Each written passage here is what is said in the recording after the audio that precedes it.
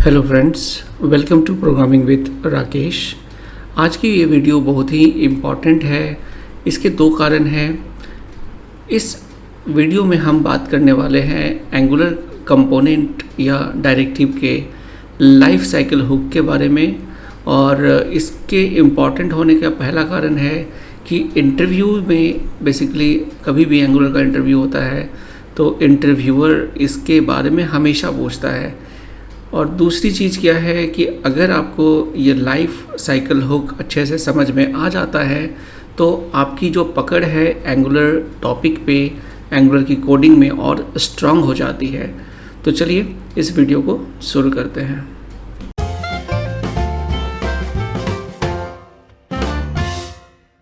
Angular basically manage करता है component या डायरेक्टिव के लाइफ साइकिल को, जिसमें कुछ स्टेप्स होते हैं, जैसे कि एक कंपोनेंट को बनाना, एक कंपोनेंट को रेंडर करना, एक कंपोनेंट के चाइल्ड कंपोनेंट को क्रिएट और रेंडर करना, ये चेक करते रहना टाइम टू टाइम कि क्या कंपोनेंट के डेटा बाउंड प्रॉपर्टीज में कोई चेंज तो नहीं हुआ है। और जब इस कंपोनेंट को हम अपने कोड के थ्रू हाइड कर देते हैं, मतलब डिस्ट्रॉय कर देते हैं, तो उस चीज़ को भी डिटेक्ट करना कि क्या कंपोनेंट डॉम से रिमूव तो नहीं हो गया है, तो उस केस में उसे डिस्ट्रॉय करना। इस स्लाइड में आप देख सकते हो कि एंगुलर के लाइफ साइकिल हुक्स को मैंने बताया हुआ है एक डायग्राम के थ्रू। और कभी भी जब आपका एक एप्लीकेशन स्टार्ट होता है तो सबसे पहले जो कंपोनेंट आपका इनिशियलाइज होता है, इनिशियलाइज से पहले सबसे पहले कंस्ट्रक्टर जो मेथड होता है वो कॉल होता है।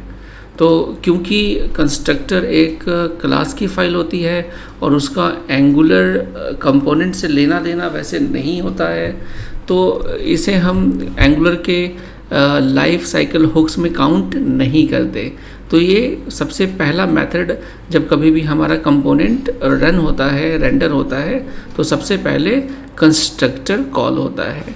कंस्ट्रक्टर कॉल होने के बाद बेसिकली हमारे पास जो लाइफ साइकिल हुक्स होते हैं उसमें हमारा होता है ng on changes, ng on init, ng do check, ng after content init, ng after content checked, ng after view init, ng after view checked और ng destroy। तो ये बेसिकली लाइफ साइकिल हुक्स होते हैं।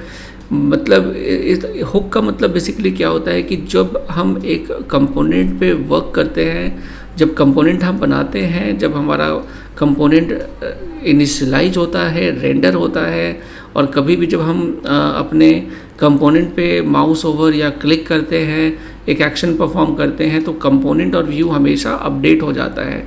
तो ये जो update होता है एंगुलर को कैसे पता चलता है, उसके ये कुछ हुक्स होते हैं, इसे मेथड्स आप बोल सकते हो। तो सबसे पहला जो हमारा हुक है वो होता है ng on change। इस डायग्राम के राइट साइड वाले डायग्राम को मैं समझाता हूँ। चलिए, जैसे स्टार्ट में क्या होता है, सबसे पहले कंस्ट्रक्टर कॉल हो जाता है। कंस्ट्रक्टर कॉल होने के बाद सबसे पहले एंगुलर ये चेक करता है कि क्या आपके कंपोनेंट में, जिस कंपोनेंट को आपने स्टार्ट किया है, उस कंपोनेंट में क्या कोई इनपुट प्रॉपर्टी है। अगर वो इनपुट प्रॉपर्टी होती है और उसमें कोई चेंज होता है तो उस चेंज को ng ऑन चेंजेज में डिटेक्ट कर लिया जाता है। और अगर ये क्यों पहली बार इनिशियलाइज हो रहा होता है कंपोनेंट, तो उसका ng ऑन इनिट कॉल होता है। तो मोस्टली अगर आपने देखा होगा, जब आप एंगुलर के हम प्रोग्राम्स बनाते हैं तो मोस्टली आपने देखा होगा कि ng ऑन इनिट हम कॉल करते हैं, जिसका मतलब होता है कि जब हम कंपोनेंट को इनिशियलाइज करते हैं पहली बार, तो उस वक्त हम इस वाले हुक को कॉल करते हैं। ng ऑन चेंजेस बैकग्राउंड में ये चलता रहता है और एंगुलर हमें ये एक तरीका, एक वे प्रोवाइड करता है कि हम अपनी मर्जी से वहाँ पे कुछ एक्शंस परफॉर्म करना चाहे तो कर सकते हैं। लेकिन नॉर्मली एंगुलर ये रिकमेंड करता है, क्योंकि ये कई बार चेक होता है, कई बार कॉल होता है, यहाँ पर हैवी कोडिंग हमें नहीं करना चाहिए। जैसे कि हम HTTP के थ्रू कुछ डेटा अपने वेब कंपोनेंट में लाते हैं, तो ये चीज़ें सारा हम ng init में हमें करना चाहिए, ना कि ng on changes में। चलिए, ng on init के बाद जैसे ये ख़त्म होता है ng do check कॉल किया जाता है। ng do check बेसिकली क्या होता है, कभी भी जब ng चेंज होता है तो sometimes angular ng on change में कुछ चीज़ों को डिटेक्ट नहीं कर पाता है। तो जिन चीज़ों को हम एंगुलर डिटेक्ट नहीं कर पाता है, उन चीज़ों को डिटेक्ट करने के लिए ng do check हुक का यूज किया जाता है। और जैसे ही ng do check hook complete होता है, वहाँ पर हम ng आफ्टर कंटेंट इनिट को कॉल करते हैं। ng आफ्टर कंटेंट इनिट का मतलब क्या होता है, अगर किसी कंपोनेंट में ng कंटेंट टैग के थ्रू एक्सटर्नल कंटेंट को आप अपने कंपोनेंट में डिस्प्ले करते हो, तो वहाँ पर वो जब इनिशियलाइज होता है तो उस वक्त इस हुक को कॉल किया जाता है। और इसके जस्ट बाद आपका ng after content checked call होता है, जिसका मतलब है इनिशियलाइजेशन के बाद वो जब कंप्लीट हो जाता है, रेंडर हो जाता है, तब ये उस कंपोनेंट के ng आफ्टर कंटेंट जब आपका लोड हो जाता है पूरी तरीके से और चेक कर लिए, तो जब वो कंप्लीट हो जाता है तो ये चेक्ड वाला हुक कॉल होता है।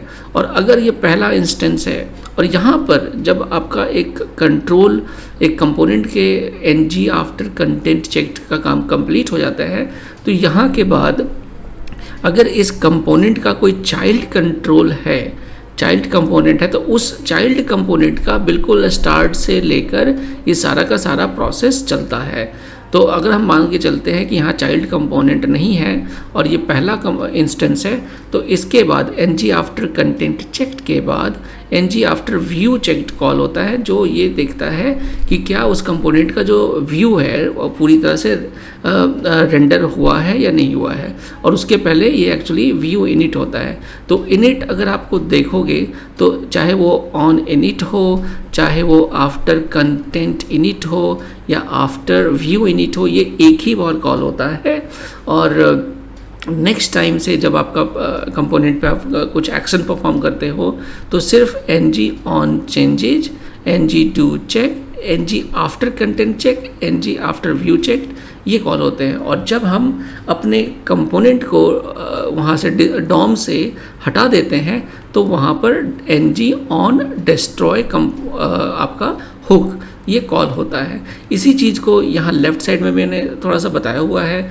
और जो रेड वाले आपको लाइंस दिख रहे हैं वो एक बार कॉल होते हैं, कॉल्ड वंस, और जो ग्रीन वाले हैं वो बार बार कॉल होते हैं जब तक आपका कंपोनेंट वर्किंग होता है और अब जब तक आप उसमें कोई एक्शन परफॉर्म कर रहे होते हो। जैसे ng ऑन चेंज कॉल होता है आफ्टर कंस्ट्रक्टर, और अगर ये पहली बार आपका कंपोनेंट कॉल हुआ है तो ng ऑन इनिट, उसके बाद ng do check, ng after content init, ng after content checked. अगर पहली बार है तो ng आफ्टर व्यू इनिट। इस तरीके से ये सारा का सारा काम होता है। तो अब मैं इसको एक एग्जाम्पल के थ्रू आपको दिखाता हूँ ताकि आपको चीज़ें अच्छे से क्लियर हो जाए। तो यहाँ पर एक चीज़ और मैं आपको बताना चाहूँगा कि जो एंगुलर की जो ऑफिशियल वेबसाइट है वहाँ पे ये काफ़ी अच्छे से लाइफ साइकिल हुक्स के बारे में बताया हुआ है। और यहाँ पे अगर आप देखोगे तो ये सारे हुक मेथड्स यहाँ पे आपको डिटेल में बताए हुए हैं। तो कभी भी आप यहाँ पर जाकर इसे अच्छे से डिटेल में पढ़ सकते हो। बाकी मैं जो एग्जांपल आपको बता रहा हूँ वहाँ आपको अच्छे से बेसिक्स क्लियर हो जाएंगे। तो बेसिकली अब मैं आपको अपने एडिटर के ऊपर ले जाता हूँ और आपको मैं बताऊं तो यहाँ पर मेरे पास एक ऐप कंपोनेंट है और दूसरा इसका एक चाइल्ड कंपोनेंट है। और ऐप कंपोनेंट का ये कंपोनेंट फाइल है और ये चाइल्ड का कंपोनेंट फाइल है और ये इसका व्यू और इसका चाइल्ड का व्यू। तो सबसे पहले मैं आपको बताता हूँ, ये ऐप कंपोनेंट में मैंने ऐप कंपोनेंट हेडर यहाँ पे h1 टैग में लिखा। इसका आउटपुट भी मैं आपको दिखा देता हूँ, ये इसका आउटपुट है। ओके, तो यहाँ पर मैंने ऐप कंपोनेंट हेडर यहाँ पर ऊपर डिस्प्ले किया है। उसके नीचे मेरा एक यहाँ पर बटन है और बटन के क्लिक पे बेसिकली मैं एक इंक्रीमेंट वैल्यू मेथड को कॉल कर रहा हूँ। तो ये इंक्रीमेंट वैल्यू मेथड क्या करता है वो देख लेते हैं। इंक्रीमेंट वैल्यू मेथड बेसिकली एक प्रॉपर्टी जिसका नाम है पेरेंट आईडी, जो कि नंबर डेटा टाइप का है और जिसकी इनिशियल वैल्यू 0 है, उसकी वैल्यू को इंक्रीमेंट कर देता है। तो अगर आप देखो यहाँ बटन पे जब मैं क्लिक करूँगा तो ये इसकी वैल्यू इंक्रीमेंट होगी। उसके बाद यहाँ पर इसी प्रॉपर्टी को मैं यहाँ पर डिस्प्ले कर रहा हूँ कि जितनी बार मैं क्लिक करता हूँ उसकी करंट वैल्यू मुझे इस पेरेंट इस वाले टेक्स्ट में डिस्प्ले हो जाएगी। इसके नीचे मैंने एक चाइल्ड कंपोनेंट यूज किया हुआ है। ये एक चाइल्ड कंपोनेंट है और इसका पेरेंट कौन सा है, ऐप कंपोनेंट। तो इस चाइल्ड कंपोनेंट में को मैंने कंडीशन से शो किया है कि इस चाइल्ड कंपोनेंट को तभी आप दिखाओ जब ये शो चाइल्ड नाम की प्रॉपर्टी ट्रू हो। और शो चाइल्ड जो ये प्रॉपर्टी है इसको हमने ट्रू रखा हुआ है बाय डिफ़ॉल्ट। तो ये यहाँ पर ट्रू आपको चाइल्ड जो आपका कंपोनेंट है डिस्प्ले हो रहा है। यहाँ मैंने एक और बटन बनाया हुआ है हाइड चाइल्ड कंट्रोल, और यहाँ पर इसके क्लिक पे क्या हो रहा है, मैं इस प्रॉपर्टी की वैल्यू को टॉगल कर रहा हूँ शो चाइल्ड को। तो शो चाइल्ड मेरा ट्रू था, तो एक बार क्लिक करेंगे तो वो फॉल्स हो जाएगा, और मैं फिर से क्लिक करूँगा तो वो ट्रू हो जाएगा, फिर वो डिस्प्ले हो जाएगा। इसमें एक चीज़ और है, जो हमारा चाइल्ड कंपोनेंट है उस चाइल्ड कंपोनेंट में मैं एक वैल्यू पास कर रहा हूँ पेरेंट कंपोनेंट से, और वो पेरेंट कंपोनेंट की जो वैल्यू है ये है पेरेंट आईडी। तो इस पेरेंट आईडी को जो मैं यहाँ अपने बटन से इंक्रीमेंट कर रहा हूँ उसी वैल्यू को मैं चाइल्ड कंपोनेंट में पास कर रहा हूँ। तो चाइल्ड कंपोनेंट उस वैल्यू को एक्सेप्ट कैसे करेगा, उसके लिए हम यहाँ पर इनपुट प्रॉपर्टी यूज करते हैं जो चाइल्ड कंपोनेंट में हम यूज करेंगे, जिसका नाम है वैल्यू फ्रॉम पेरेंट। तो अगर मैं चाइल्ड कंपोनेंट में जाता हूँ तो यहाँ पे इस क्लास फाइल में मैंने इनपुट डेकोरेटर के थ्रू एक प्रॉपर्टी बनाई है जिसका नाम है वैल्यू फ्रॉम पेरेंट, और इसके अंदर इनिशियलाइज कर दी वैल्यू 0। तो जितनी बार मैं यहाँ से वैल्यू पास करूँगा पेरेंट आईडी चेंज होगी, वो वैल्यू आपके यहाँ पर अपडेट हो जाएगी। ओके, और इसके साथ ही अगर जो ऐप कंपोनेंट के अंदर मैंने एंगुलर लाइफ साइकिल हुक्स के सभी हुक्स को कॉल किया हुआ है, जैसे ng on changes, ng on init, ng do check, ऐसे। तो ये सारे मैंने यहाँ पे कॉल किया है। डिफ्रेंशिएट करने के लिए मैंने यहाँ पे बताया है कि ये पेरेंट का ng do check है, और उसी तरीके से मैंने कंपोनेंट चाइल्ड कंपोनेंट में सारे हुक्स को कॉल किया है ताकि आपको समझ में आ सके कि एग्जैक्टली किस ऑर्डर में ये लाइफ साइकिल हुक्स वर्कआउट करता है। तो चलिए अब हम इसको आउटपुट पे सबसे पहले देखते हैं ब्राउज़र पे। तो अगर आप यहाँ पर देखते हो और फर्स्ट टाइम मैं इस कंपोनेंट को लोड करता हूँ रिफ़्रेश करके, तो यहाँ पर देखिए आपके पास कई सारे कंसोल में वैल्यूज आपको डिस्प्ले हो रही हैं। सबसे पहले यहाँ आप देख सकते हो कि सबसे पहले कंस्ट्रक्टर कॉल होता है, फिर ng on init। अब ये देखिए ng on init से पहले मैंने बताया था ng on changes कॉल होता है, बट यहाँ पर अगर आप देखो तो ng on changes कॉल नहीं हुआ है। इसका कारण क्या है कि जो हमारा पेरेंट कंपोनेंट है उसमें कोई भी इनपुट प्रॉपर्टी नहीं है, इस कारण से यहाँ पर वो स्किप हो जाता है, और क्योंकि ये पहला इंस्टेंस है ng on init कॉल हो जाता है। उसके बाद थोड़ी देर के बाद ng do check, ng after content init, ng after content checked। यहाँ तक होने के बाद कंटेंट चेक होने के बाद, अब ये कंटेंट जो है यहाँ चेक होने के बाद अब सीधा हम चाइल्ड कंपोनेंट पे आ जाते हैं। अगर इसका मैं HTML दिखाऊं आपको, तो यहाँ पर आपका चाइल्ड कंपोनेंट यहाँ पर लोड होना शुरू हो जाता है, और चाइल्ड के लिए सबसे पहले चाइल्ड का कंस्ट्रक्टर कॉल होता है। और यहाँ अगर आप देखो तो चाइल्ड का ऑन चेंजेस कॉल हो गया, क्योंकि चाइल्ड के अंदर एक इनपुट प्रॉपर्टी है जिसकी करंट वैल्यू अगर आप देखो 0 है और प्रीवियस वैल्यू अनडिफाइंड है। ओके, और इसके बाद ng ऑन चेंजेस के बाद चाइल्ड का init do check और बाकी ऐसे परफॉर्म हो जाता है सारा का सारा हुक्स।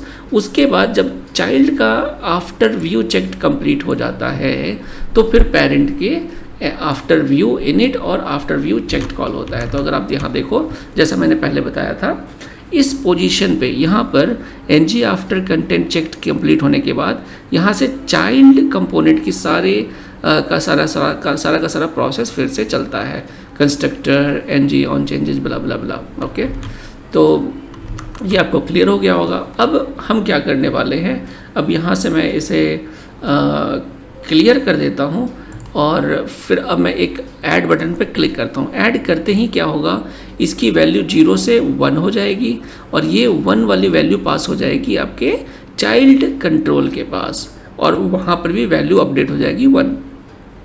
तो नेक्स्ट टाइम अगर आप देखो कहीं पर भी इनिट कॉल नहीं हो रहा है, तो अब हमारा सीधा पेरेंट का डू चेक कॉल हुआ, ऑन चेंजेस कॉल नहीं होता है क्योंकि अगेन वहाँ पे प्रॉपर्टी इनपुट प्रॉपर्टीज नहीं है।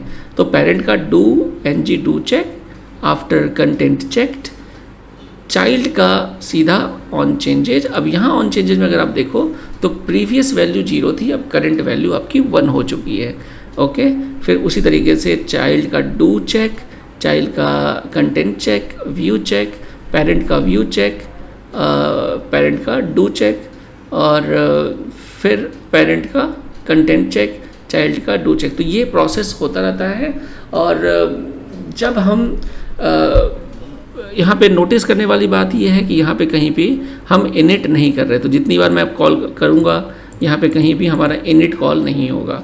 और जब हम इसे डिस्ट्रॉय करते हैं, अच्छा एक चीज़ यहाँ पे आपका जो ng डिस्ट्रॉय है, अगर आप देखो तो कहीं पर भी कॉल नहीं हो रहा। इसका रीज़न है कि ये डॉम के अंदर आपका चाइल्ड कंट्रोल, चाइल्ड कंपोनेंट अभी भी मौजूद है।